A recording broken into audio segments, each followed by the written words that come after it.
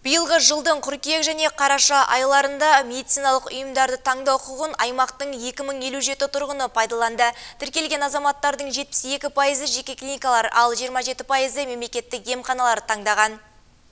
Аймағымызда биылғы тіркеу науқанына 21 медицина ұйымы қатысты, оның 13-і мемлекеттік емханалар, 8-і жеке медициналық мекемелер. Аталған емханалар келер жылы кепілдендірілген тегін медициналық көмек шеңберінде халыққа қызмет көрсетпек. Бүгінде емханаларға облыстың 803 мың тұрғынды тіркелді.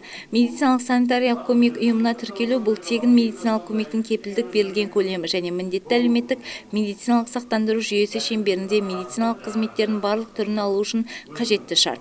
Тіркелу науқаннан тыс кез келген уақытта бастапқы медициналық санитариялық көмек көрсету ұйымын бірнеше жағдайда өзгертуге болады.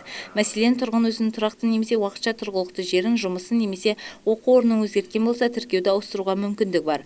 Бұдан басқа, еліміздің кез келген азаматын жылына бір рет тұрғылықты жері бойынша емхананы ауыстыра алады. Айта кететін жайт, алғашқы медициналық санитариялық көмек ұйымына тіркелген азаматтар 2022 жылдың 1 қаңтарынан бастап тегін медициналық көмектің кепілдік берілген көлемі шеңберінде және мәмс жүйесінде медициналық көмектерді ала алады. Медициналық санитариялық көмек ұйымына тіркелу деген не үшін тіркеледі? Бұл енді негізгі мәселе, өте негізгі мәселе, өйткені басы ауырып балтыры сыздамайтын адам болмайды. Сондай бола қалған жағдайда, оны айтпағанда профилактикалық ем шаралар бар, екпелер бар, жаңа туған балдардың патронажы бар, көптеген осындай мәселелердің барлығы сол тіркелген медициналық санитариялық бастапқы көмек ұйымдарында болатынын айта кетуіміз керек. Медициналық көмекті қолжетімді ұйымдастыруды қамтамасыз ету үшін тұрғылықты жеріңізге жақын жерде тіркелгеніңіз жөн.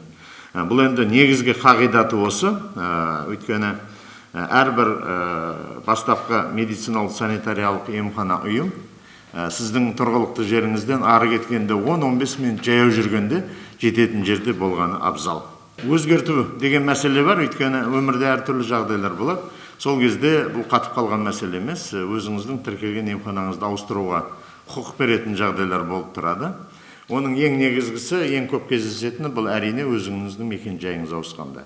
Сіздің мекен жайыңыз ауысуы мүмкін, жұмыс орныңыз ауысуы мүмкін.